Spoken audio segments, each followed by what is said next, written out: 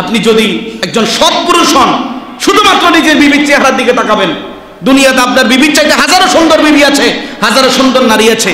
ওই নারীর দিকে তাকানো যখন আল্লাহ হারাম করেছেন, আপনি তাকাবেন না, শুধু নিজের বিবির দিকে তাকাবেন।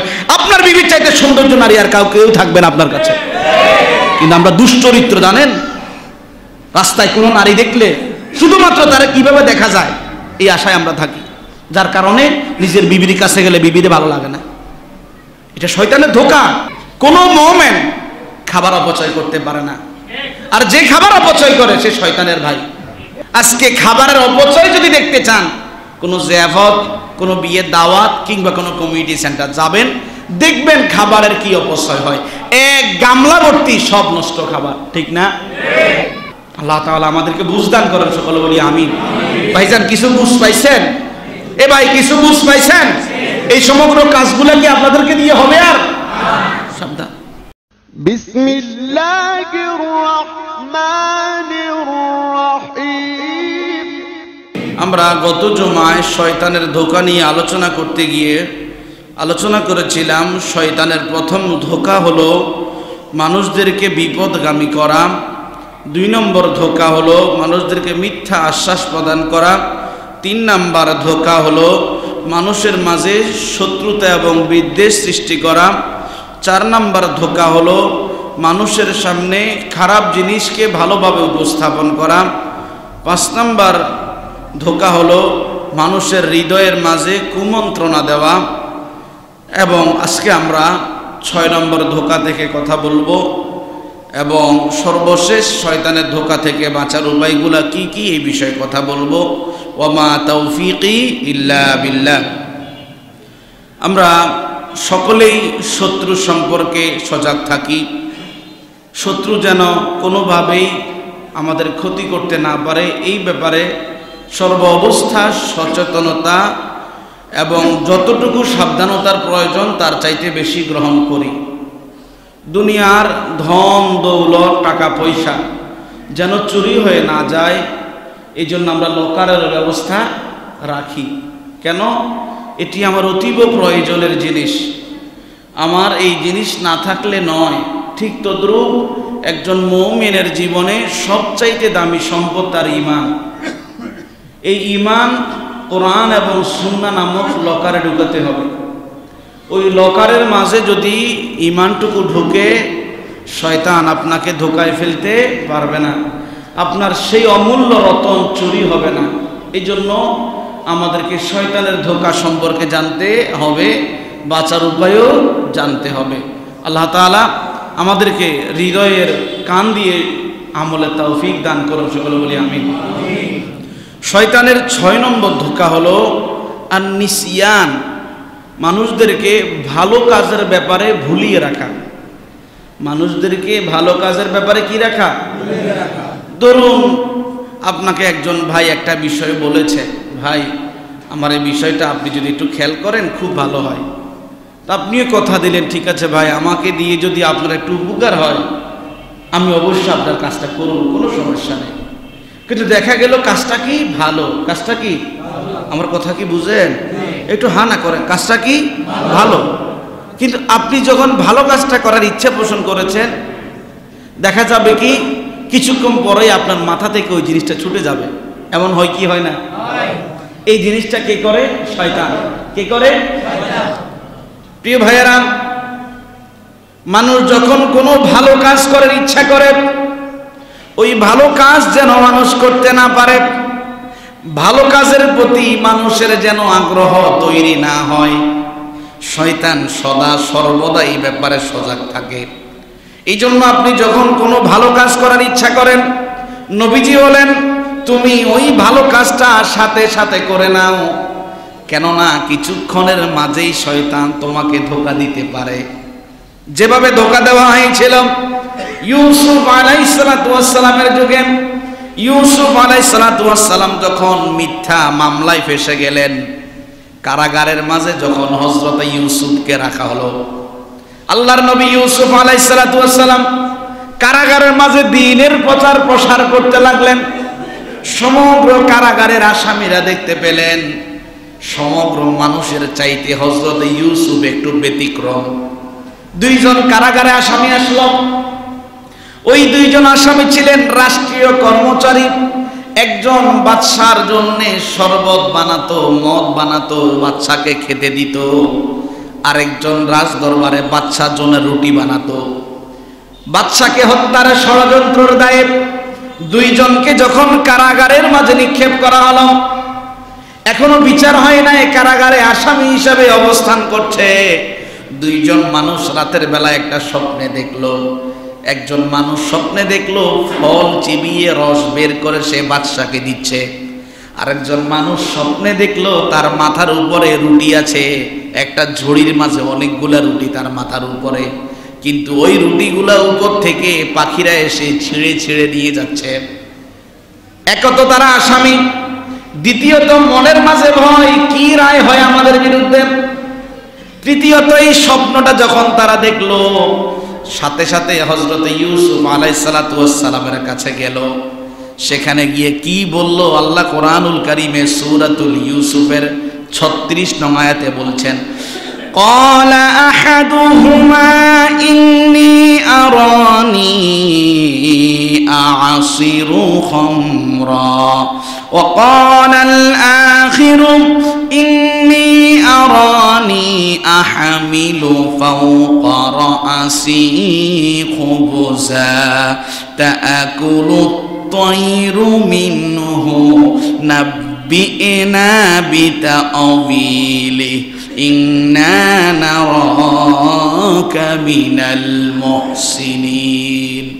ওই দুই আসামি আল্লাহর নবী ইউসুফের সামনে এসে বললেন, ও নবী ইউসুফ, কারাগারের মাঝে মানুষ আসামি হয়ে আসে, কিন্তু আমরা আপনাকে দেখছি আপনি খুব সৎকর্মশীল একজন মানুষ। আমরা দুইজনে অপরাধী হয়ে এখানে এসেছি। দুইটা স্বপ্ন দেখেছি। একজন দেখেছি ফল চিবিয়ে রস বের করে বাদশাকে খাইয়ে দিচ্ছি, আর একজন দেখেছি মাথার উপরে রুটির জড়ি, পাখিরা ছিঁড়ে ছিঁড়ে রুটিগুলো নিয়ে যাচ্ছে। আপনি ভালো মানুষ, আপনাকে দেখতে ভালো মনে হয়, আপনি একটু আমাদের স্বপ্নের ব্যাখ্যাটা করে দিন। ইউসুফ আলাইহিস সালাতু ওয়াস সালাম সাথে সাথে ওদেরকে বললেন, ভাই, আমি আল্লাহর নবী, আমি ইয়াকুবের ধর্মের প্রচারক, ইব্রাহিমের ধর্মের প্রচারক। আমি যেই স্বপ্নের ব্যাখ্যা দিব স্বপ্ন সত্যি হবে, কোনো মিথ্যা হবে না। তবে আমি তোমাদেরকে একটা কথা বলি, স্বপ্নের ব্যাখ্যা যাই হোক না কেন আগে ঈমান আনো। যেহেতু তোমরা আসামি, একটা নয় একটা ফয়সালা হয়ে যাবে। ঈমান নিয়ে যদি তুমি বিদায় নিতে পারো, জাগতিক জীবনে ফাঁসির কাষ্টে ঝুলতে পারো, ঈমান আনানোর কারণে দুনিয়ার ফাঁসির কাষ্ট তোমার জন্য জান্নাত হয়ে যাবে। তারা বিশ্বাস করতে পারলো না। কি করে বিশ্বাস করব? আপনি আল্লাহর নবী, আপনি যেই দাওয়াত দিচ্ছেন সেই দাওয়াত সত্য, কি করে বুঝবো? হ্যাঁ, আমরা দেখছি আপনি খুব ভালো মানুষ, আপনার কথা সুন্দর, আপনি রাতের বেলায় কার কাছে হাত বাড়িয়ে দোয়া করেন। হযরত ইউসুফ আলাইহিস সালাতু ওয়াস সালাম বললেন, ভাই শোনো, তোমাদেরকে আমি আল্লাহর ফয়সালা অনুযায়ী একটা সংবাদ দিব যেটা এখনো ঘটে নাই। ওই সংবাদ দেখার পরে তোমরা কি বিশ্বাস করবে? হ্যাঁ, বিশ্বাস করব। আজকে দুপুরবেলা এখনো খাবার আসে নাই, কিছুক্ষণের মাঝে খাবার আসবে, আমরা কেউ জানি না কি খাবার আসছে। তবে কি খাবার আসবে এটা যদি আমি তোমাদেরকে অগ্রিম বলে দেই, বিশ্বাস করবে কিনা? হ্যাঁ ইউসুফ বলো, আমরা বিশ্বাস করব। হযরত ইউসুফ আলাইহিস সালাতু ওয়াস সালাম বললেন, কোরআনের ঘটনা কোরআনে বর্ণিত হয়েছে। ইউসুফ আলাইহিস সালাতু ওয়াস সালাম বললেন, আজকে দুপুরবেলায় তোমাদের জন্য মাছ, গোশত, পোলাও এবং ফল ফ্রুট এসে হাজির হবে। কেউ বিশ্বাস করে না। আরে ভাই, কারাগারে মানুষকে কি এত ভালো খাবার দেয়? কি বলেন আপনি? ইউসুফ আলাইহিস সালাতু ওয়াস সালাম বললেন, হ্যাঁ দেখবে, এই খাবারটুকুই তোমাদের জন্য আসবে। দুপুরবেলা যখন খাবার আসলো, আল্লাহর নবী ইউসুফ যা যা বলেছে সব খাবার এসে হাজির হলো। তাদের বিশ্বাস মজবুত হলো না। ইউসুফ যেই কথাগুলো বলে এই কথাগুলো সত্যি কথা। ইউসুফ নিজের জবান দিয়ে কোনো কথা বলে না, ইউসুফ একজনের নির্দেশে কথা বলে। তিনি কে? আল্লাহ। ইউসুফ আলাইহিস সালাতু ওয়াস সালাম যখন তাদের মনোবাসনা বুঝলেন, ঈমান এনে নিলেন, এবার আল্লাহর নবী ইউসুফ স্বপ্নের ব্যাখ্যা করলেন। যেই মানুষটা ফল চিবিয়ে মালিককে রস খাওয়াইছ, এটা দেখেছে স্বপ্নের মাঝে, তুমি একজন নিরাপরাধ মানুষ হিসাবে মুক্তি পেয়ে আবারও দায়িত্বে নিযুক্ত হবে। যে মানুষটা মাথার উপরে রুটির ঝুড়ি দেখেছ, তুমি অপরাধী সাব্যস্ত হবে, তোমাকে হত্যা করা হবে, তোমাকে শুলিতে চড়িয়ে রাখা হবে, তোমার মাথার গোশত মগজগুলা পাখিরা ছিঁড়ে ছিঁড়ে খাবে। যেই মানুষটা মুক্ত হয়ে গেল, বাচ্চার একেবারে কাছাকাছি থাকে, ফল চিবিয়ে বাচ্চাকে রস পান করায়, ওই মানুষটা যখন মুক্ত হচ্ছিল, ইউসুফ আলাইহিসসালাতু ওয়াসসালাম ওই মানুষটাকে কি বলেছিল? আল্লাহ তাআলা বলছেন সূরাতুল ইউসুফের 42 নং আয়াতে আল্লাহ তাআলা বলেন, উযকুরনি ইনদা রাব্বিকা ফাআনসাহুশ শাইতানু যিকরা রাব্বিহি ফালাবিথা ফিস সিজনি বিদআ সিনিন। আল্লাহ তাআলা বলেন, ইউসুফ ওই যেই ব্যক্তি নিরপরাধ হিসাবে মুক্ত হয়ে গেল, ওই মানুষটাকে বলল, ভাই আমি তো কারাগারে আছি, নিরপরাধ একজন মানুষ, মিথ্যা মামলা সাজিয়ে আমাকে কারাগারে পাঠানো হয়েছে, তুমি যেহেতু বাদশার কাছাকাছি থাকবে, একটু বাদশার কাছে আমার বিষয়টা বইল। বাদশার কাছে কি বইল? আমার বিষয়টা একটু বাদশাকে বইল। ওই মানুষটা ইউসুফের প্রতি যেহেতু ঈমান আনলেন, বললেন, ভাই ঠিক আছে, আমি যেহেতু বাচ্চার কাছাকাছি থাকবো, আমার একটা কথাই যদি তোমার উপকার হয়, ক্ষতি কি? আমি বাচ্চাকে অবশ্যই তোমার ব্যাপারে বলবো। আল্লাহ তাআলা বলছেন, ফাআনসাহুশ শাইতান। ওই মানুষটা যখন কারাগার থেকে মুক্তি পেয়ে বাচ্চার কাছে দায়িত্বে নিযুক্ত হলো, ইউসুফের ওই কথাটা শয়তান তার দিমাগ থেকে ভুলিয়ে দিল। সুবহানাল্লাহ। কে বলছেন? আল্লাহ আপনাকে তার ফাঁদ বলে দিচ্ছেন। ইউসুফের ব্যাপারে কথা বলার কথা কে ভুলিয়ে দিল? শয়তান। ফাআনসাহুশ শাইতান যিকরা রাব্বি। ওই বাচ্চার কাছে ইউসুফের ব্যাপারে যেই কথা বলার প্রয়োজন ছিল, এই কথাটুকু বলবে, সে নিয়ত করে বের হয়েছে, কিন্তু শয়তান কি করিয়ে দিল? ভুলিয়ে দিল। তার মানে কি? শয়তানের কার্যক্রম হলো মানুষকে ভালো কাজের ব্যাপারে ভুলিয়ে রাখা। মানুষকে ভালো কাজের ব্যাপারে কি রাখা?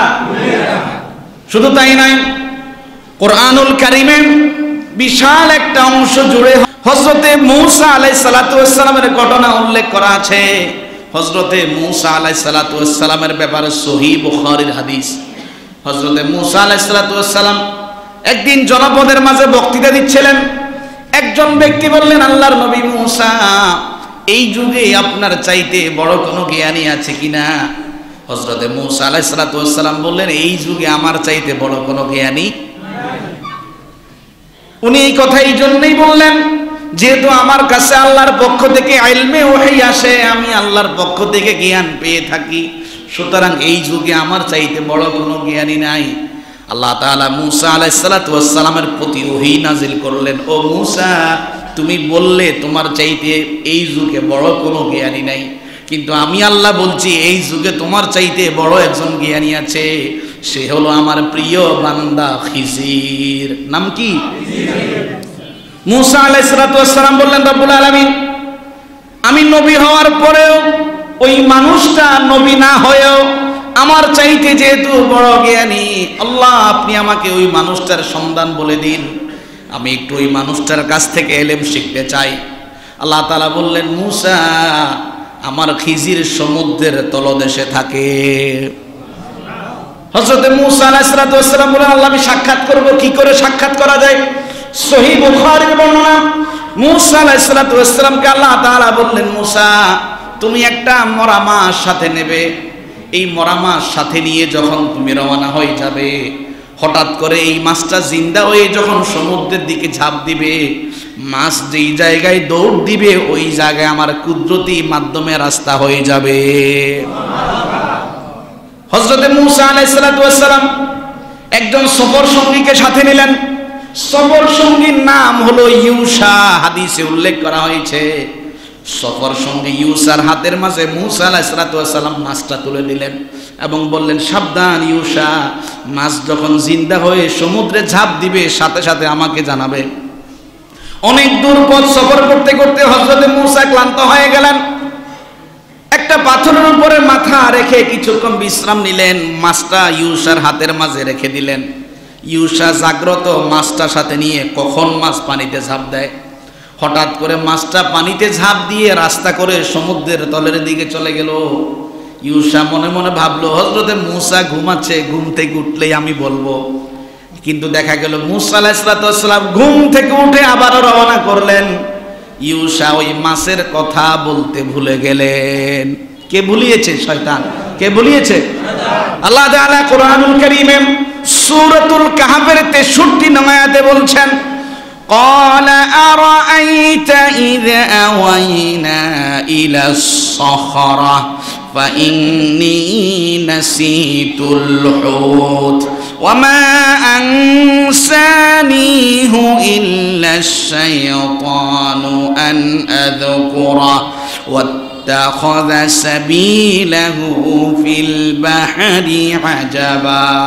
আল্লাহ তাআলা বলেন, হযরতে মূসা আলাইহিস সালামের সফর সঙ্গী ইউসা বললেন, ও নবী মূসা, আপনি কি ভেবে দেখেছেন যখন আমরা পাথরের এখানে বিশ্রাম নিচ্ছিলাম মাছটা ওই সময় জিন্দা হয়ে সমুদ্রে ঝাঁপ দিয়েছে, কিন্তু আমি আপনাকে বলতে ভুলে গিয়েছি, মা আনসানিহু ইল্লা শাইতান, আমাকে এই জিনিসটার ব্যাপারে যে ভুলিয়ে দিয়েছে সে হলো শয়তান।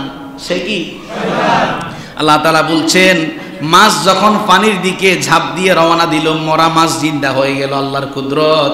ওয়াত্তাখাযা সাবিলাহু ফিল বাহরি আজাবা, আল্লাহর কুদরতে সমুদ্রের মাঝে এক বিস্ময়কর রাস্তা তৈরি হয়ে গেল। তাহলে দেখেন, ইউসা মূসা আলাইহিস সালামের সফর সঙ্গী, উদ্দেশ্য ছিল মূসা আলাইহিস সালামকে মাছের কথা বলে দেবে, কিন্তু কে ভুলিয়ে দিয়েছে?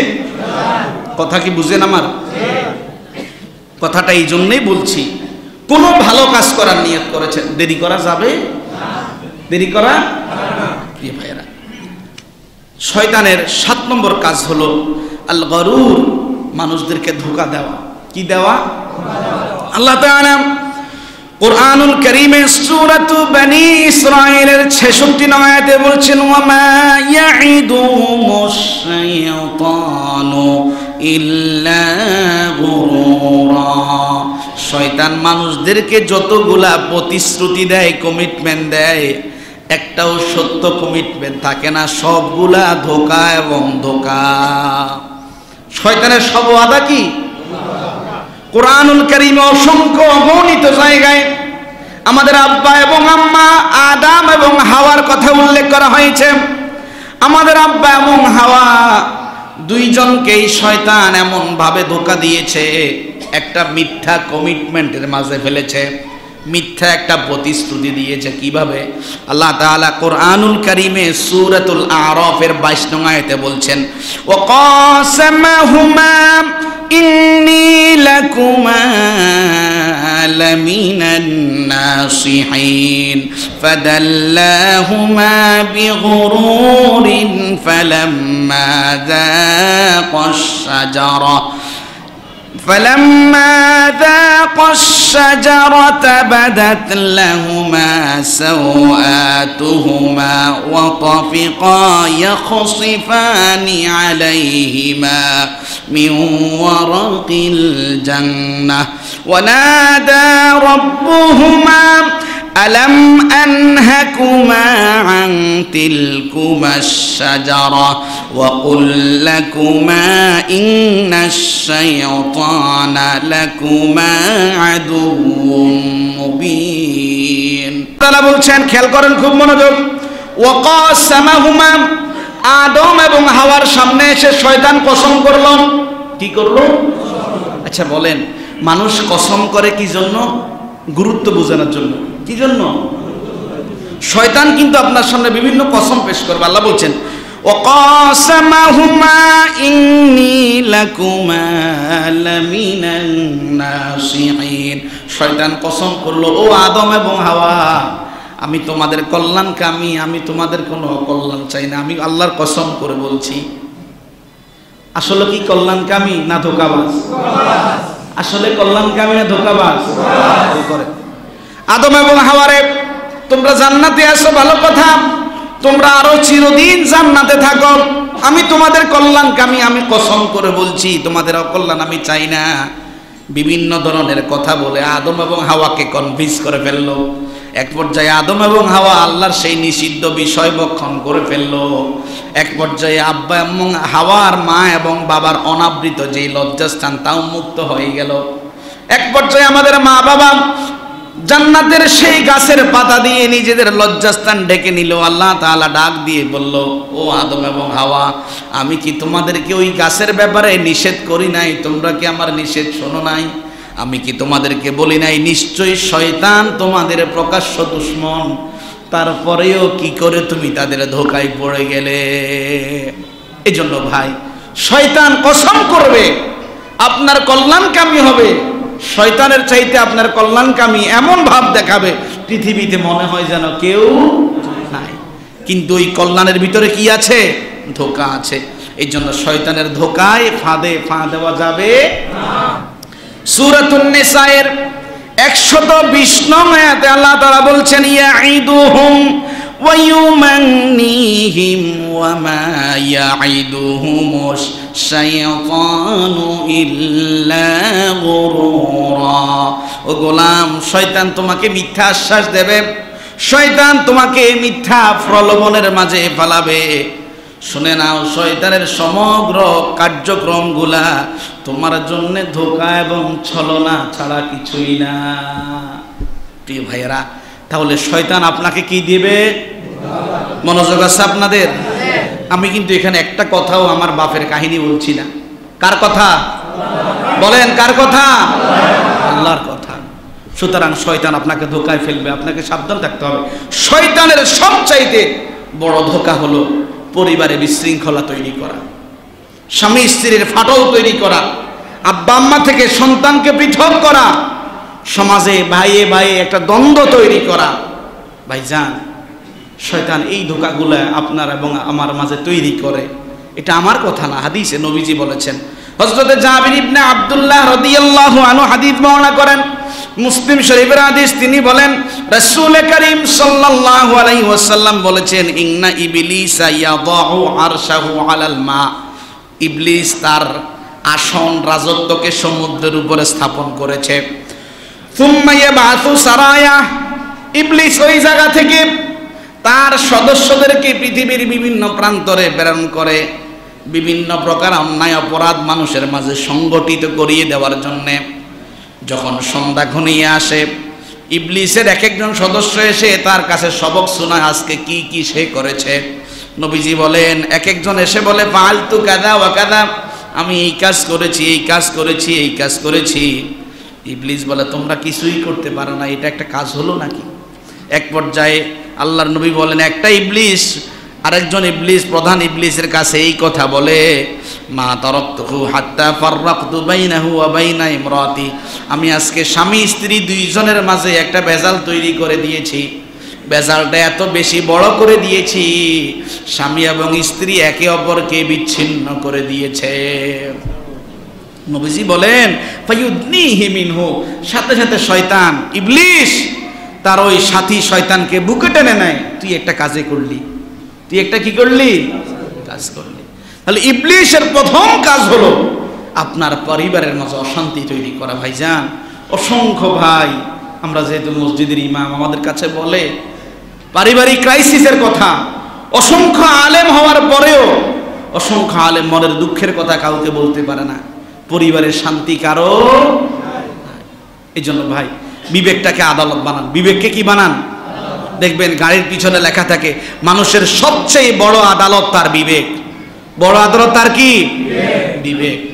আজকে বাবা হয়ে আপনি সে আদালত করেন না, আপনি ছেলে হয়ে সে আদালত করেন না, আপনি পরিবারের মা হয়ে সে আদালত আপনি করেন না, আপনি বোন হয়ে সে আদালত আপনি করেন না। যার কারণে আজকে সমাজে, পরিবারে, সংসারে এই দৈন্য দশা আমাদের সৃষ্টি হয়েছে, ঠিক না? একটা বাস্তব কথা বলবো, শুনবেন। কথাটা খুব তিতা, কিন্তু কথাটা খুব বাস্তব। সংশোধনের নিয়তে বলি। আলেম বলেন আর আওয়াম বলেন, সাধারণ মানুষ বলেন, শিক্ষিত মানুষ বলেন, সব পরিবারে এই ক্রাইসিস আছে। সেটা কি? মেয়ের বিয়ে। আপনি একটা মেয়ে দেখতে যাবেন, স্বাভাবিকত এখনকার সময় নয়, যারা ভদ্র শ্রেণীর নম্র শ্রেণীর তারা বলে মা বাবা আপনারা আগে একটু দেখে আসেন। এখন মা বাবা গেল, মেয়েটা দেখলো। যেহেতু মা গিয়েছে, মেয়ের চুল কতটুকু বড়, আঙ্গুল কোনটা ছোট কোনটা বড়, চোখের চোখ ট্যাকরা চোখ আছে কিনা না ভালো চোখ, সব কিছু দেখে কি দেখে না। এখন মা দেখে বললেন না ঠিক আছে, মেয়েটা খুব ভালো, নামাজি কালামি। বাবারে সব কিছু দেখলে তো পাবি না, তবে মোটামুটি 99% ঠিক আছে।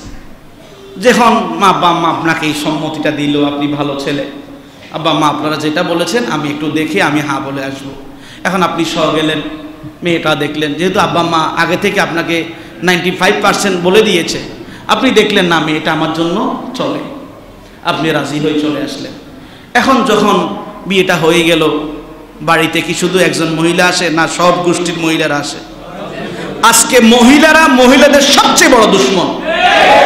আজকে মহিলারা মহিলাদের সবচেয়ে বড় জীবনের ঘটে যাওয়া বাস্তব ঘটনা বলতেছি, মনে রাখেন।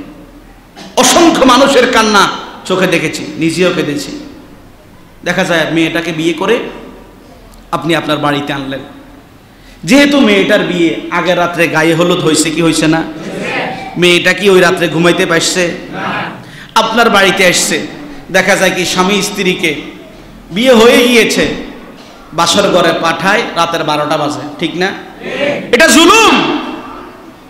এই মেয়েটা কখন ঘুমাবে, স্বামী স্ত্রী কখন কথা বলবে, একে অপরের একটা পরিচয়, একটা হৃদ্যতা, ভালোবাসার সময় কি প্রয়োজন নাই? এগুলা করে না, এগুলা কি করে না, করে না। আচ্ছা যা হোক, রাত্রে 12টা বাজে, স্বামী স্ত্রীকে এক ঘরে দিল, স্বামী স্ত্রী কি ওই রাতে ঘুমায়, কথাবার্তা বলে না? তাহলে বিয়ের আগের রাত মেয়েটার ঘুম নাই, দ্বিতীয় রাত ঘুম নাই, তৃতীয় দিন যখন আসে, স্বাভাবিক কোন একজন মানুষ না ঘুমালে তার শরীরের চেহারার মাঝে যে লাবণ্যতা, এটা কি বাড়ে না কমে? এ ভাই কথা বুঝেন, বাড়ে না কমে? এটা বাস্তব ঘটনা বলতেছে। এখন যে মহিলাগুলো আসলো, হাই রে ফোলাটা কি সুন্দর, কি একটা কালো মেয়ে নিয়ে আসলি, বলতেছে কে? মহিলা। এটা কিন্তু নারী নামক মহিলা এক শয়তান। এটা কি? এবার ছেলের মার কাছে গিয়ে বলে আফা কি আনছেন, আপনারা হারিয়ে গেছেন কেন? মেয়ে বাড়িতে আসলে খাট পালং সোফা যা আছে সবই আছে, কিছুই তো আসলো না। দেখা যায় বলে কি বলে না, এই বলে কি বলে না। এই যে এই কান কথাটা যে ছেলের মায়ের কানে ঢুকাই দিল, এই কান কথাটা যে মেয়ের ব্যাপারে বলে দিল, আপনারা ঠকে গেছেন। মেয়েটার চেহারা এত কি না। বলেন যে মেয়েটা আরেক বাপের বাড়ি থেকে এই বাড়িতে আসলো, এই মেয়েটার ব্যাপারে নেগেটিভ একটা যখন আরেকটা মেয়ে কান কথা ছেড়ে দিল, সংসারে সুখ আছে না দুঃখ আছে? এই জিনিসটা যদি মেয়েটার কানে আসে, মেয়েটা কি এই পরিবারের স্বস্তি ভোগ করবে না অস্বস্তি ভোগ করবে? আপনাদের সংসারে ভালোবাসা এইভাবে হারিয়ে যায়। এখন যখন বাস্তব কথা বলি, যখন তখন দেখা যায় মেয়ের বাড়ি থেকে কিছু আসতেছে না, বা মেয়ের পরিবার আপনাকে জিজ্ঞাসা করছে আপা আপনাদের কি কিছু লাগবে, বা আমরা কি কি আনতে পারি আপনাদের পরিবারের জন্য? না না আমরা এগুলো পছন্দ করি না। খেয়াল করেন কথা কিন্তু খুব ভয়ঙ্কর। না না আমরা এগুলো কি করি না পছন্দ, আমরা খুব ধার্মিক। পছন্দ করি না দ্বারা সে আরো বেশি করে চায়, কি করে? এখন ধরুন মেয়ের পরিবার ভাবলো হাই রে এরা তো খুব ধার্মিক মানুষ, হয়তো কিছু নেওয়া লাগবে না। এই কথাটা বলে মেয়ের পরিবার যখন কিছু না নিয়ে আসে, বা তাদের সাথে কথা বলার কারণে যে একটা মনের অনুভূতি তৈরি হয়েছে, অনুভূতি যখন আসে, দেখা যায় হায় হায় কিছুই তো আনলো না, একটা সমস্যা তৈরি হয় কি হয় না? যখন এক পর্যায়ে মেয়েরা বাড়ির পক্ষ সব নিয়ে আসে, এটাতে এটা কেন হলো, দোষ ধরে কি ধরে না? এবার যখন ছেলে যখন দেখে কিরে হাইরে সর্বনাশ, বিয়ে করলাম, একে অপরের ঠোঁয়াঠুই, একে অপরে কান ঘুষাঘুষি, ছেলে যখন বলে বাবা আমি কি এই জন্য বিয়ে করছিলাম, এগুলা কি? তখন মুরব্বী কি বলে জানেন? বাবা তুমি এগুলা বুঝবে না, নীরব থাকো, বিয়েতে অনেক কিছু হয়। খেয়াল করেন বাস্তব কথা, তুমি এগুলা বুঝবে না, বিয়েতে অনেক কিছু হয়, তুমি চুপ থাকো। তাহলে আপনি অন্যায়ের প্রতিবাদও করলেন না, আর একজনকে অন্যায়ের প্রতিবাদের সুযোগও দিলেন না। যে ছেলেটা বিয়ে করেছে সে আল্লাহ এবং তার রাসূলকে সাক্ষী রেখে বিয়ে করেছে, যেই মেয়েটা আপনার ঘরে এসেছে সে পুত্রবধূ হিসাবে এসেছে। দেখা যায় পরিবারের মাঝে ওই দিন থেকে যে একটা দৈন্যদশা তৈরি হয়, শয়তান নামক ওই নারীর ধোঁকা, সেই ধোঁকায় পুরো পরিবার ধ্বংস হয়ে যায়। আমি কি ভুল বলেছি? খবর নিয়ে দেখেন কয়টা ছেলে তার পরিবারের সাথে, তার মা বাবার সাথে হৃদ্যতার সম্পর্কে থাকে, কয়টা পরিবার তার মা বাবার সাথে পারিবারিক বন্ধন একসাথে থাকতে পারে? খবর নিয়ে দেখেন।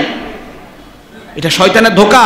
শুধু কোরআন হাদিস শুনলে হবে না ভাইজান, শরীয়ত সব জায়গায় চলে, বিয়েতে চলে না। না কথা বলেন? শরীয়ত সব জায়গায় চলে, বিয়েতে চলে না। কি বলেন ভাইজান? শরীয়ত সব জায়গায় সমান রাখতে হবে। নামাজে যে শরীয়ত মেনেছেন, বিয়েতে একই শরীয়ত মানবেন। আল্লাহ তাআলা আমাদেরকে বুঝদান করেন, সকলে বলি আমিন। তাহলে শয়তানের ধোঁকায় পা দিবেন? এই মেয়েরা এখন বড় হয়েছেন, ছেলে মেয়ে জন্ম হচ্ছে, নিজের দিমাগ খাটান। আমি আমার ঘরে আরেকটা মেয়েকে আনবো, নিজের মেয়ের চাইতে বেশি আদর করব। আরেকটা মেয়ে আপনার কাছ থেকে ভালো ব্যবহার চায়, আর কিছুই চায় না। আরেকটা মেয়ে আপনার কাছ থেকে কি চায়? ভালো ব্যবহার চায়। আপনি যদি একজন সৎ পুরুষ হন, শুধুমাত্র নিজের বিবির চেহারার দিকে তাকাবেন। দুনিয়াতে আপনার বিবির চাইতে হাজারো সুন্দর বিবি আছে, হাজারো সুন্দর নারী আছে। ওই নারীর দিকে তাকানো যখন আল্লাহ হারাম করেছেন, আপনি তাকাবেন না, শুধু নিজের বিবির দিকে তাকাবেন। আপনার বিবির চাইতে সৌন্দর্য নারী আর কেউ থাকবে না আপনার কাছে। কিন্তু আমরা দুশ্চরিত্র, জানেন, রাস্তায় কোনো নারী দেখলে শুধুমাত্র তারা কিভাবে দেখা যায় এই আশায় আমরা থাকি, যার কারণে নিজের বিবির কাছে গেলে বিবিরে ভালো লাগে না। এটা শয়তানের ধোঁকা। আল্লাহ তাআলা আমাদেরকে বুঝদান করেন, সকলে বলি আমিন। ভাইজান কিছু বুঝ পাইছেন? এ ভাই কিছু বুঝ পাইছেন? এই সমগ্র কাজগুলো কি আপনাদেরকে দিয়ে হবে? আর সাবধান, আল্লাহ বুঝদান করেন, সকলে বলি আমিন। শয়তানের 8 নম্বর ধোঁকা হলো আল ফাহশা ওয়াল মুনকার। শয়তান আপনাকে অশ্লীল এবং কুকর্মের নির্দেশ দিবে। আল্লাহ তাআলা কোরআনুল কারীমে সূরাতুন নূরের 61 নং আয়াতে বলছেন, ইয়া আইয়ুহাল্লাযীনা আমানু লা তাত্তাবিউ খুতুওয়াতিশ শাইতান ওয়া মান ইয়াত্তাবি' খুতুওয়াতিশ শাইতানি ফাইন্নাহু ইয়া'মুরু বিল ফাহশাই ওয়াল মুনকার ولولا فضل الله عليكم ورحمته ما زكى منكم من أحد أبدا ولكن الله يزكي من يشاء والله سميع عليم। কার কথা? আল্লাহ তাআলা বলছেন, হে ঈমানদারেরা, একটু দিমাগ খোলেন। আপনারা কারা? আল্লাহ বলছেন, হে ঈমানদারেরা, তোমরা শয়তানের পদাঙ্ক অনুসরণ করো না, শয়তানের ফাঁদে তোমরা পা দিও না। তোমরা যদি শয়তানের ফাঁদে পা দাও, শয়তানের পদাঙ্ক অনুসরণ করো, এই শয়তান তোমাদেরকে ভালো কাজের কোনোদিন নির্দেশ দেবে না। শয়তান সর্বদা তোমাকে খারাপ এবং মন্দ কাজের নির্দেশ দেবে। যদি আমি আল্লাহর পক্ষ থেকে তোমাদের প্রতি দয়া এবং রহমত না থাকতো, তাহলে তোমরা কোনোদিন পবিত্র জীবন অতিবাহিত করতে পারতে না। আমি আল্লাহ তাআলা যাকে চাই তাকে পবিত্র হৃদয় নসিব করি। আমি আল্লাহ তাআলা সব কিছু জানি, সব কিছু শুনি। প্রিয় ভাই, তাহলে শয়তান সব সময় আপনাকে কি কাজের নির্দেশ দেয়? মন্দ কাজের। সূরাতুল বাকারা 129 নং আয়াত আল্লাহ তাআলা বলছেন, ইন্নামা ইয়া'মুরুকুম বিস-সুই ওয়াল ফাহশাই ওয়া আন তাকুলু আলাল্লাহি মা লা তা'লামুন। আল্লাহ তাআলা বলছেন, নিশ্চয়ই শয়তান, কি বলছেন? নিশ্চয়ই, কি বলছেন? নিশ্চয়ই শয়তান তোমাদেরকে মন্দ এবং খারাপ কাজের নির্দেশ দিবে। সে তোমার হৃদয়ে আল্লাহর ব্যাপারে এমন এমন কথা এনে দিবে যে কথা তুমি কোনোদিন কল্পনা করতে পারবে না। তাহলে শয়তানের এই কুকর্মে আমরা কোনোদিন পা দেব না। 9 নম্বর শয়তানের 9 নম্বর ধোঁকা হলো আসদ্দু আনিল খাইর। শয়তান আপনাকে ভালো কাজে বাধা দিবে। কেমন? ধরুন আপনি খাবার খেতে বসেছেন, খাবার শুরুতে আল্লাহর নাম স্মরণ করতে হয়। দেখবেন খাবার যখন সামনে আসে, ম্যাক্সিমাম সময়ে মাসে 30 দিনে 3 বেলা করে আপনারা খাবার খান। দেখবেন অধিকাংশ সময় খাবার দোয়া আমরা অধিকাংশ মানুষ পড়ি না, ঠিক না? বেশি কিছু না। যদি আমি আগামীকাল সকালবেলা মনে কিছু নিয়ে না, আমাদের কমিটি যারা আছেন সবাইকে নিয়ে যদি বলি চলেন আজকে আমরা এক জায়গায় গিয়ে খাবো, কিন্তু আমি শুরুতে কারো সামনে উচ্চারণ করে আমি দোয়া পড়বো না, খানা শেষ ভাইজান কে কে দোয়া পড়ছেন একটু সত্যি করে বলেন, দেখবেন অনেকে হাইরে ভাই ভুলিতে গেলাম, দোয়াটা তো পড়লাম না। ভাইজান আপনি যখন খানা খাবার শুরুতে দোয়া পড়বেন না, দোয়া না পড়ে খাবার খাবেন, ওই খাবারটা শয়তানের জন্য হালাল হয়ে যায়। কি হয়ে যায়? তাহলে শয়তানের কাজ হলো দোয়া পড়ে খেলে সওয়াবও পেলেন, পেটও ভরলো, ওই খাবারের ব্যাপারে আল্লাহ তাআলা আপনাকে জিজ্ঞেস করেন না, যেহেতু আপনি খেয়েছেন আল্লাহর নামে, আল্লাহর শুকরগুজার করেছেন। আর যখন আল্লাহর নামও নিলেন না, পেট ভরে খাইলেন, খাবারটা কে খাইলো? সুতরাং খাবার খাবার সময় কি করা রাখবে? হাদিস শরীফে উল্লেখ করা হয়েছে, হযরত হুযায়ফা রাদিয়াল্লাহু আনহু হাদিস বর্ণনা করেন, বুখারী এবং মুসলিম শরীফের হাদিস। তিনি বলেন, আমরা যখন রাসূল কারীম সাল্লাল্লাহু আলাইহি ওয়াসাল্লামের সাথে খাবার খেতে বসলাম, আমাদের আদব ছিল যতক্ষণ না নবীজি নিজ হাতে খাবার না নিতেন ততক্ষণ পর্যন্ত নবীর আগে আমরা কেউ খাবার খেতাম না। একদিন আমরা খাবার খেতে বসলাম, সামনে খাবার সাজানো আছে, নবীজিও খাবার খেতে বসলেন। ফাজাআত জারিয়াতুন কাআন্নাহা তুদফা, হঠাৎ করে একটা ছোট্ট মেয়ে দৌড় দিয়ে খাবারের সামনে চলে আসলো, মনে হয় যেন পিছন থেকে তাকে কেউ ধাক্কা দিয়েছে। এসেই ওই মেয়েটা খাবারের পাত্রে হাত দিল। ফাআখাযা রাসূলুল্লাহ সাল্লাল্লাহু আলাইহি ওয়াসাল্লাম বিয়াদিহা, নবীজি ওই মেয়েটার হাতখানা ধরে ফেললেন। আল্লাহর নবীর সাহাবী হযরত হুযায়ফা রাদিয়াল্লাহু আনহু বলছেন, এরই মাঝে আরেকজন বেদুইন এসে যেন তাকে কেউ পিছন থেকে ধাক্কা দিল, হুট করে এসে খাবারে হাত দিল। নবীজি ওই বেদুইনের হাত ধরে ফেললেন। ধরে ফেলার পরে সাহাবীদেরকে বললেন, ইন্নাশ শাইতানা ইস্তাহিল্লুত তাআমা আল্লা ইযকুরা ইসমাল্লাহি আলাইহি, শয়তান এই খাবারগুলায় আল্লাহর নাম স্মরণ না করিয়ে দেওয়ার মধ্য দিয়ে নিজের জন্য হালাল করতে চেয়েছে। ওয়া ইন্নাহু জাআ বিহাদিহিল জারিয়া, এই মেয়েটা এবং এই বেদুইনের মধ্য দিয়ে শয়তান এই খাবারের সামনে এসেছে, হাত বাড়িয়ে দিয়েছে, আমি তাদের হাত ধরেছি। নবীজি বললেন, ওয়াল্লাযী নাফসি বিয়াদি, আমি মুহাম্মদ ওই আল্লাহর কসম করে বলছি। নবীজি যেই কাজের কসম করেন কথাটা খুব দামি। নবীজি বলেন, আমি আল্লাহর কসম করে বলছি, ফা ইন্না ইয়াদাহু ফি ইয়াদি মা ইয়াদিহা, ওই বেদুইনের দুই হাত এর মধ্য দিয়ে শয়তান এসেছে, ওই শয়তানের দুই হাত আজকে মুহাম্মাদুর রাসূলুল্লাহর হাতে বন্দী হয়ে গিয়েছে। নবীজি বললেন, সুম্মা যুকিরা ইসমুল্লাহ ওয়া আকালা, হ্যাঁ এখন তোমরা আল্লাহর নাম নিয়ে বিসমিল্লাহ ওয়া আলা বারাকাতি, আল্লাহর নাম নিয়ে খাও এবং খাবার শুরু করে দাও। তাহলে খানা খাওয়ার শুরুতে কার নাম স্মরণ করবেন? আল্লাহ। শয়তানের 10 নম্বর ধোঁকা হলো তাবযীর, আপনি যখন খাবার খেতে যান খাবার অপচয় করা। আজকে খাবারের অপচয় যদি দেখতে চান, কোনো জিয়াফত, কোনো বিয়ের দাওয়াত কিংবা কোনো কমিউনিটি সেন্টার যাবেন, দেখবেন খাবারের কি অপচয় হয়। এক গামলা ভর্তি সব নষ্ট খাবার, ঠিক না? কোনো মুমিন খাবার অপচয় করতে পারে না। আর যে খাবার অপচয় করে সে শয়তানের ভাই। সে কার ভাই? শয়তানের ভাই হইতে চান? শয়তানের ফিডা যতগুলা নির্ধারিত আছে আপনার লাই তাই আছে। আল্লাহ তাআলা কুরআনুল কারীমে সূরাতু বনী ইসরাঈলের 26 থেকে 27 নং আয়াতে বলছেন, ওয়ালা তুবাযযির তাবযীরা ইন্নাল মুবাযযিরিনা কানু ইখওয়ানাশ শায়াতিন ওয়া কানাশ শায়াতানু লিরাব্বিহি কাফুরা। আল্লাহ তাআলা বলছেন, মুমিনেরা তোমরা কখনো অপচয় করবে না, তোমরা অপচয় করবে না। যারা অপচয় করে তারা মুমিন থাকে না, তারা মুমিন হওয়ার পরেও শয়তানের ভাইয়ে পরিণত হয়ে যায়। আর শয়তান হচ্ছে তার রবের কাছে অকৃতজ্ঞ। এই জন্য ভাই যতটুকু খাবার এসেছে ততটুকু খাবার খাবেন, ওই খাবারের ব্যাপারে কোনো প্রকার কমতি করবেন না। কিন্তু খাবার যতটুকু খেতে না পারবেন একেবারে প্লেট ভর্তি করে নিলেন, এরপর অপচয় করলেন, এমনটা করা যাবে না।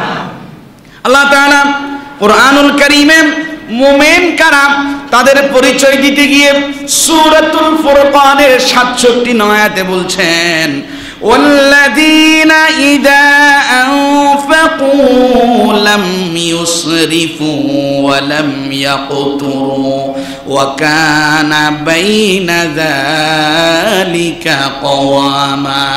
আল্লাহ তাআলা বলছেন মুমিন তো তারা যখন ব্যয় করে, ব্যয় করার ক্ষেত্রে কখনো অপচয় করে না, ব্যয়ের ক্ষেত্রে কখনো অপচয় করে না। ওয়ালাম ইয়াকতুরু, আবার একেবারে কার্পণ্যও করে না। ওয়া কানা বাইনা যালিকা কওয়ামা, তারা অপচয় করে না, কার্পণ্য করে না, এর মাঝামাঝি থাকে। কোথায় থাকবেন? মাঝামাঝি। কথা বলেন, কোথায় থাকবেন? প্রিয় ভাইয়েরা, আজকে দেখা যায় খাবার খেতে বসেছেন, বাটি থেকে নেওয়ার সময়, ভাত নেওয়ার সময় কিছু ভাত পড়েছে, পড়ে কি পড়ে না? লোকমা নেওয়ার সময় কিছু লোকমা পড়েছে, গোশত নিলেন, একটা টুকরা নিচে পড়ে গিয়েছে, আমরা এই টুকরাটা, এই খাবারটা আর তুলে খাই না, ঠিক না? এটাকে আমরা আধুনিকতার ফ্যাশন মনে করি, ঠিক না? আপনি যখন খাবারটা আপনার পাত্র থেকে পড়লো, আপনি যখন এই খাবারটা আবার নিয়ে খেলেন না, এই খাবারটা আপনি অপচয় করলেন, এটা শয়তানের খাবার হয়ে গেল। কার খাবার? একটা বাস্তব ঘটনা বলি, মনোযোগ আছে আপনাদের? শেষ করে দেব? মনোযোগ আছে? একজন ইসলামিক স্কলার আছেন, ডক্টর ইয়াসির কাদির, উনি ইংলিশে লেকচার দেন, ইউটিউবে এই নাম সার্চ দিলে ওনার লেকচার পাবেন, ভালো মানের একজন আলোচক। তো ইয়াসির কাদির বলছেন যে আমার পরিচিত একজন মানুষকে জিনে ধরেছে। কি ধরেছে? জিনে ধরেছে। স্বাভাবিকভাবে কোনো মানুষকে যখন জিনে ধরে, ওই মানুষটাকে যখন কোরআনুল কারীম তেলাওয়াত করে বারবার রুকিয়া করা হয়, ঝাড়ফুঁক করা হয়, এক পর্যায়ে জিন কি করে? ছেড়ে দেয়। উনি বললেন যে যাকে জিনে ধরেছে আমার পরিচিত, ওকে ঝাড়ফুঁক করতে করতে করতে করতে জিনেরা ঝাড়ফুঁক করছেন, ওনারা হয়রান হয়ে গিয়েছেন, ওর কাছ থেকে জিন সরে যাচ্ছে না। তিনি বললেন এক পর্যায়ে জিনারা ঝাড়ফুঁক করছেন, ওই সমগ্র মানুষদের জন্য আমরা খাবার আনলাম। তো খাবার আনার পরে যাকে জিনে ধরেছে তাকে বললাম তুমিও আমাদের সাথে খেতে আসো। সে বলল না, আমি খাবো না। বিশেষ করে যাদেরকে জিনে ধরা একটু উদ্ধট আচরণ করে, আমি খাবো না। অনেকবার ওকে রিকোয়েস্ট করা হলো, বলল আমি খাবো না। তো জিনারা খাবার খেতে বসেছেন, ওনারা বিসমিল্লাহ বলে খাবারটা কি করলেন? শুরু করলেন। তো খাবার যখন শুরু করলেন, একজনের হাত থেকে একটা লোকমা নিচে পড়ে গেল, উনি ওই লোকমাটা নিতে ভুলে গেলেন। ডক্টর ইয়াসির কাদের বলতেছেন যে মানুষটাকে জিনে ধরেছে, খপ করে বাম হাত দিয়ে খাবারটা নিয়ে এসে মুখে দিয়ে ফেলেছে। আল্লাহু আকবার বলবেন না? তিনি বললেন এই মানুষটাকে এতক্ষণ রিকোয়েস্ট করে সে খানা খাবে না। যখন আমরা খাবার খাচ্ছি আল্লাহর নাম নিয়ে, একটা খাবারের একটা অংশ যখন, একটা লোকমা যখন নিচে পড়ে গেল একজনের, উনি নিতে যখন ভুলে গেলেন, যে লোক যাকে জিনে ধরেছে সে এতক্ষণ খাবে না, কিন্তু সে বাম হাত দিয়ে এই খাবারটা নিয়ে তার মুখের সাথে সাথে দিয়ে দিল। কি বুঝলেন? শয়তান খাবার বাম হাত দিয়ে খায় এবং উচ্ছিষ্ট খাবারগুলা শয়তানের খাবার হয়ে যায়। কথা কি বুঝেন? তাহলে খানা কি বাম হাত দিয়ে খাবেন না ডান হাত দিয়ে খাবেন? অনেকে সব ডান হাত দিয়ে খায়, চাটা বাম হাত দিয়ে না খেলে না হয় না। আছে না নাই? এরকম কোনো বন্ধু, কোনো সাথী যদি আপনার সামনে পড়ে, ওই মানুষটাকে কি বাম হাত দিয়ে খাওয়াবেন না ডান হাত দিয়ে খেতে বলবেন? পারবেন এটা? নাকি হুজুরের জন্য রাখবেন? হুজুর শুক্রবার দিন বললেও তখন শুক্রবার দিন কি সে মসজিদে বসে চা খায়? সাবধান। যেখানে এরকম কোনো কাজ দেখবেন বাম হাত দিয়ে খাচ্ছে, সাবধান করতে পারবেন তো ইনশাআল্লাহ? প্রিয় ভাইয়েরা, তাহলে শয়তানের 11 নম্বর ধোঁকা হলো জাদু করা। কি করা? জাদুকর আছে না নাই? একেবারে বার্মা থেকে মারমা থেকে প্রশিক্ষণ প্রাপ্ত মগাশের মেয়ে, বিভিন্ন দেখবেন ব্যানার দেখবেন, আছে না নাই? যারা জাদু করে তারা শয়তান, যারা জাদু করে তারা কি? এরা মানব শয়তান। কি শয়তান? মানব শয়তান। এই জাদুবিদ্যা কোত্থেকে আসলো? আল্লাহ তাআলা কোরআনুল কারীমে বলছেন, সূরাতুল বাকারা 102 নং আয়াত, ওয়াত্তাবাউ মা তাতলুশ শায়াতিনু আলা মুলকি সুলাইমান وما كفر سليمان ولكن الشياطين كفروا يعلمون الناس السحر। আল্লাহ তাআলা বলছেন হযরতে সুলাইমান আলাইহিস সালাতু ওয়াস সালামের যুগে শয়তান মানুষদেরকে যে সমগ্র মন্ত্র শেখাতো, সমগ্র মানুষ ওই মন্ত্রগুলার অনুসরণ করত। প্রকৃতপক্ষে সুলাইমান ছিলেন আল্লাহর পক্ষ থেকে নবী, দ্বীনের প্রচারক এবং প্রসারক। সুলাইমান কুফরি করে নাই, শয়তান মানুষদেরকে কুফরি শিক্ষা দিয়ে, জাদু মন্ত্র শিক্ষা দিয়ে কুফরি করিয়েছে। এই আয়াতের একটা তাফসীর, এই আয়াতের তাফসীর করতে গিয়ে আব্দুল্লাহ ইবনে আব্বাস রাদিয়াল্লাহু আনহু বলছেন, সুলাইমান আলাইহিস সালাতু ওয়াস সালামে যখন সিংহাসনের মাঝে আসীন ছিলেন, হযরতে সুলাইমান আলাইহিস সালাতু ওয়াস সালামের হাতের মাঝে একটা আংটি ছিল, যে আংটিটা দিয়ে তিনি রাষ্ট্রীয় সিল মোহর করতেন। সুলাইমান আলাইহিস সালাতু ওয়াস সালাম যখন বাথরুমে যেতেন, আংটিটা খুলে তার বিবির কাছে দিয়ে যেতেন। একদিন তিনি ওয়াশরুমে যাবেন, আংটিটা খুলে বিবির হাতে দিলেন। ওয়াশরুমে যখন গেলেন, শয়তান মানুষের সুরত ধারণ করে বিবির কাছে গিয়ে বলল, আংটিটা একটু আমাকে দাও। বিবি দেখলেন চেহারা গঠনে অবয়বে সুলাইমান, সাথে সাথে আংটিটা দিয়ে দিলেন। সুলাইমান আলাইহিস সালাতু ওয়াস সালাম যখন বাথরুম থেকে বিবির কাছে আসলেন, বিবির আংটিটা দাও। বিবি বললেন, তুমি তো হযরতে সুলাইমান না? কি না? সুলাইমানের রূপ ধারণ করে আংটিটা কে? শয়তান নিয়ে গেল। সুলাইমান আলাইহিস সালাতু ওয়াস সালাম যখন দেখলেন, কিরে আমার বিবি আমারে বলে তুমি সুলাইমান না, তিনি বুঝতে পারলেন সর্বনাশ, আমার তো বোঝা চলে এসেছে, মিস্টার ইবলিস আমার সুরত ধারণ করে আমার আংটিটা নিয়ে গিয়েছে। তিনি বুঝলেন আল্লাহর পক্ষ থেকে পরীক্ষা চলছে। এক পর্যায়ে আল্লাহর পক্ষ থেকে তিনি মুক্তি পেয়ে গেলেন, আংটিটা ফিরে পেলেন। সুলাইমান আলাইহিস সালাতু ওয়াস সালাম আংটিটা যখন হাতে নিলেন এবং ওনার দায়িত্ব যখন পরিচালনা করলেন, যেই সময়ে শয়তান আংটিটা নিয়েছিল, ওই সময়ে শয়তান কিছু মন্ত্র, কিছু বাণী, কিছু তন্ত্র মন্ত্র কাগজের মাঝে লিখে সুলাইমান আলাইহিস সালাতু ওয়াস সালাম যেই আসনের মাঝে বসে বিচার করতেন, রাষ্ট্র পরিচালনা করতেন, আসনের নিচে রেখে দিল। যখন সুলাইমান আলাইহিস সালাতু ওয়াস সালাম আবার আল্লাহর পক্ষ থেকে ওই পরীক্ষা থেকে উত্তীর্ণ হয়ে দায়িত্বভার পেলেন, শয়তান মানুষের কাছে বলা বলি করতে লাগলো, সুলাইমানের আসনের তলে কিছু কাগজের মাঝে কিছু বাণী মন্ত্র লেখা আছে, ওই মন্ত্রগুলা দিয়ে মূলত সুলাইমান সারা বিশ্ব শাসন করে। তোমরাও যদি চাও মন্ত্রগুলা নিতে পারো, তোমরাও শাসন করতে পারবে। মানুষ তখন নগদে নারায়ণ যেটা পায় সেটা নিতে চায়। মানুষ এক পর্যায়ে সুলাইমান আলাইহিস সালাতু ওয়াস সালামের ইন্তেকালের পরে শয়তানের ধোকার মাঝে পড়ে গেল। ওই সুলাইমান আলাইহিস সালাতু ওয়াস সালামের সেই আসনের নিচ থেকে কাগজগুলা বের করলো। শয়তান মানবীয় সুরতে সমগ্র তন্ত্র মন্ত্র মানুষদেরকে শিক্ষা দিতে লাগলো। মানুষেরা সুলাইমান আলাইহিস সালাতু ওয়াস সালামের নবুয়তের সেই পথ ছেড়ে দিয়ে, ঈমান ছেড়ে দিয়ে কুফরের পথের দিকে চলে আসলো। এই জন্য আল্লাহ তাআলা বলছেন, ওয়ামা কাফারা সুলাইমান ওয়ালাকিন্নাশ শায়াতিন কাফারু। সুলাইমান মূলত আল্লাহর সাথে কুফরি করে নাই, সুলাইমান রিসালাতের দায়িত্ব ঠিকই পালন করেছে। সুলাইমানের ইন্তেকালের পরে শয়তান মানুষদেরকেই কুফরি শিক্ষা দিয়েছে। এই জন্য ভাই, জীবিকার তাগিদে কেউ কোনোদিন জাদুমন্ত্র বিদ্যা শিখবেন না, কেউ কোনোদিন এই ফাঁদে পা দিবেন না। কোন কবিরাজ যে জাদু তন্ত্র মন্ত্র দিয়ে কাজ করে, তার কাছে গিয়ে কোনোদিন কারোর জন্য কোনো তাবিজ তোমার করবেন না। আপনি গুনাহগার হবেন। কি হবেন? কি গুনাহ? কবিরা গুনাহ। কি গুনাহ? আজকে দেখা যায় স্বামী স্ত্রী সংসারে একটু ভেজাল, লেখা থাকে প্রেমিক প্রেমিকার অসাধ্য প্রেমকে জড়িয়ে দেবে। কিসের মাধ্যমে? তাবিজের মাধ্যমে। এগুলো সম্পূর্ণ কি? কুফরি। ব্যবসা বাণিজ্য অনুন্নতি, তাবিজ নিয়ে যান, ব্যবসা চাঙ্গা হয়ে যাবে। এগুলো হচ্ছে কি? কুফরি। সাবধান, কেউ তন্ত্র মন্ত্র দিয়ে কাজ করে তার কাছে কোনোদিন যাবেন না। হাদিস শরীফে উল্লেখ করা হয়েছে, সহিহ বুখারী শরীফের হাদিস, নবীজি বলেন 60টি ধ্বংসাত্মক জিনিস থেকে বেঁচে থাকো। কয়টি? 1 নম্বর আশিরকু বিল্লাহ, আল্লাহর সাথে শিরিক করো না। 2 নম্বর জাদু করো না। 3 নম্বর অন্যায়ভাবে কাউকে হত্যা করো না। 4 নম্বর ঘুষ সুদের মাঝে জড়িত হয়ে ঘুষ সুদ খেও না। 5 নম্বর এতিমের মাল খেও না। 6 নম্বর যুদ্ধের ময়দানে, জিহাদের ময়দানে গিয়েছ, ঈমান এবং ইসলাম রক্ষায় সেখান থেকে পলায়ন করো না।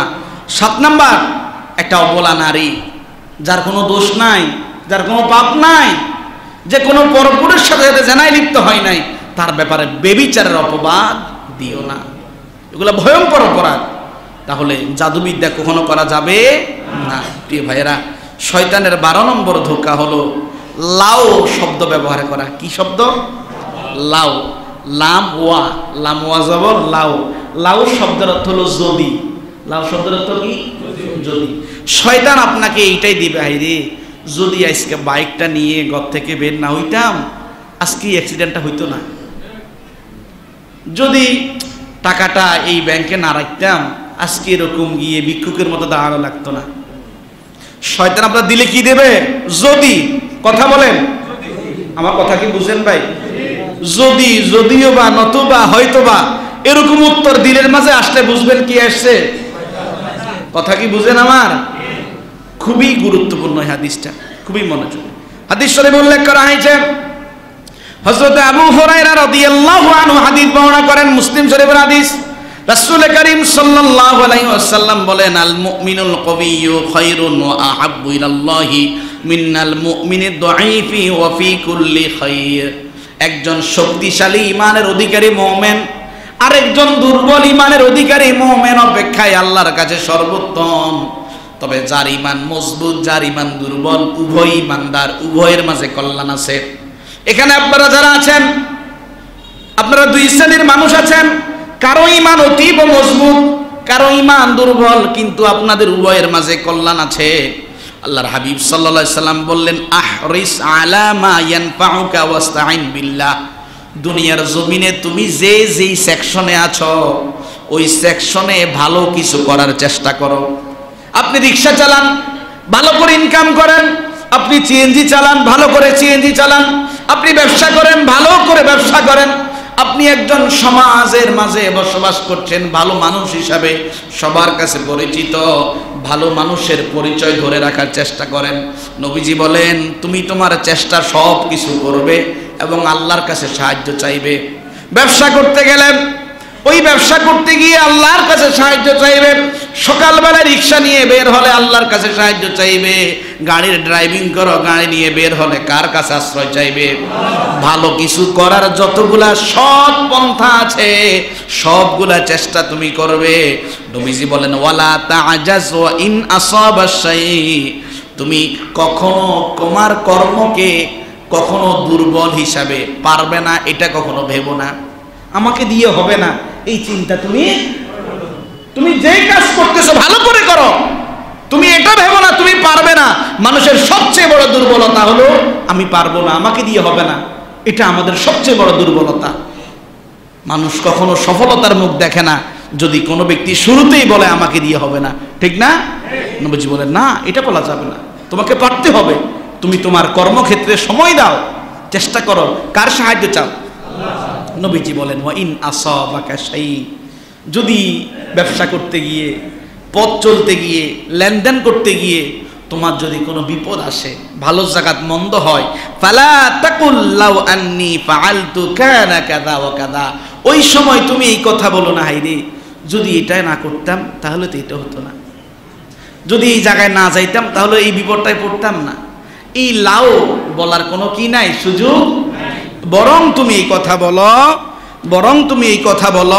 ওয়ালাকিন কুল কদারুল্লাহ ওয়া মা শাআ ফাআলা। আল্লাহ আমার তকদিরে যা রেখেছেন তাই হয়েছে, আমার পক্ষ থেকে তো কোনো প্রকার দুর্বলতা ছিল না। বরং তুমি এই কথা বলো, আল্লাহ চেয়েছেন বলেই এমনটা হয়েছে। নবীজি বলেন, ফাইন লাউ তুফতাহু আমালুশ শায়তান।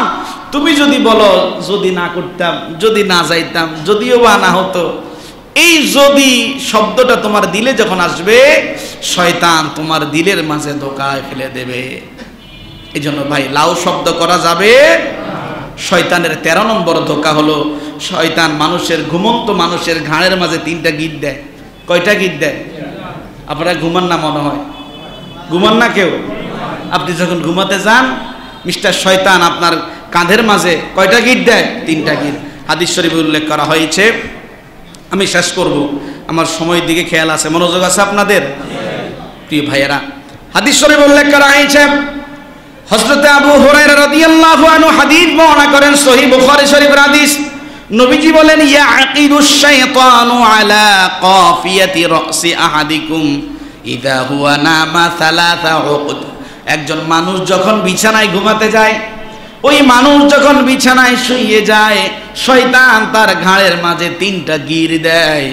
এক একটা গির যখন দেয়, নবীজি বলেন ইয়াদরিবু কুল্লা উকদাতিন আলাইকা লাইলুন তাবিল ফারকুদ, একটা গির যখন দেয়, একটা জোরে সাপ দেয়, সাপ দিয়ে বলে লাইলুন তাবিল ফারকুদ, হে আব্দুল্লাহ তুমি ঘুমিয়ে থাকো, রাত অনেক বড়।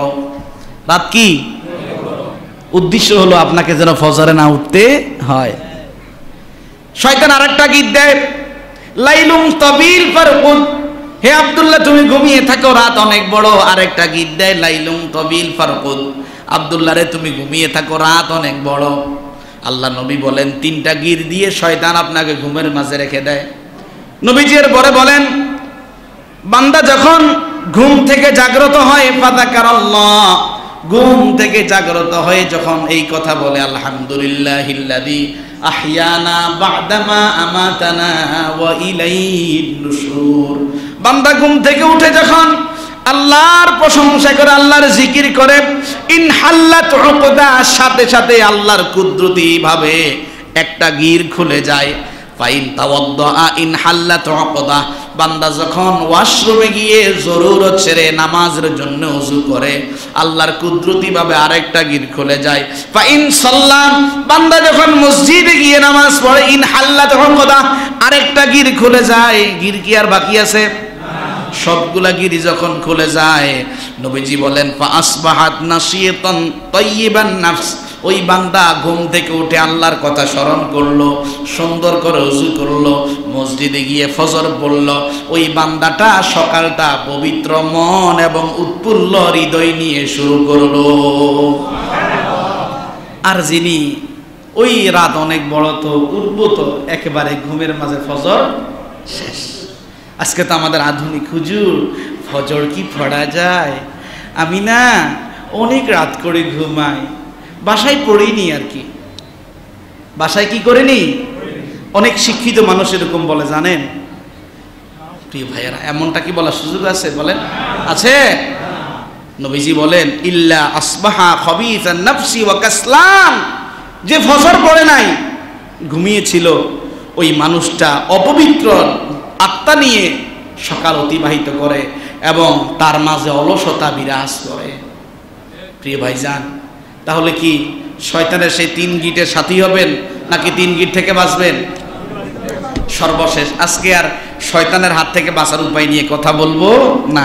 সর্বশেষ কাজ হলো, শয়তান আপনাকে ঘুমের মাঝে দুঃস্বপ্ন, তারা কিন্তু হাজারো প্রকার স্বপ্ন দেখে।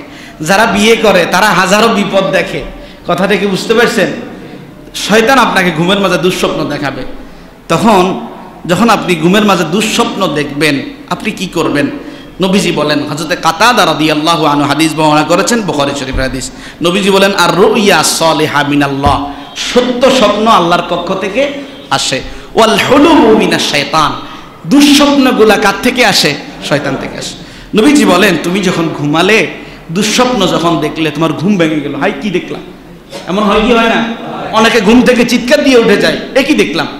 নবীজি বলেন, যখন এইরকম অবস্থা তোমার হবে, ফাইদা হালামা ফালইয়াস্তাইদ মিনহু ওয়ালিয়াবসুক আন শিমালি, যখন তুমি দুঃস্বপ্ন দেখবে, বাম দিকে আলতো করে 3 বার থুতু নিক্ষেপ করবে। আলতো করে কি করবে? থুতু নিক্ষেপ করবে। ফাইন্নাহা লা তাদুররুহ, যখন তুমি থুতু নিক্ষেপ করলে, স্বপ্নের মাঝে যে বিপদ দেখছো, থুতু নিক্ষেপ করার কারণে আল্লাহ তোমাকে ওই বিপদ থেকে হেফাজত করবে। করা যাবে ইনশাআল্লাহ। আমি আমার কথা আর বাড়াবো না। আমরা ইনশাআল্লাহ আগামী সপ্তাহে শয়তানের ধোঁকা থেকে বাঁচার উপায় নিয়ে কথা বলবো। মা তাওফিকি, আমাদের সম্মানিত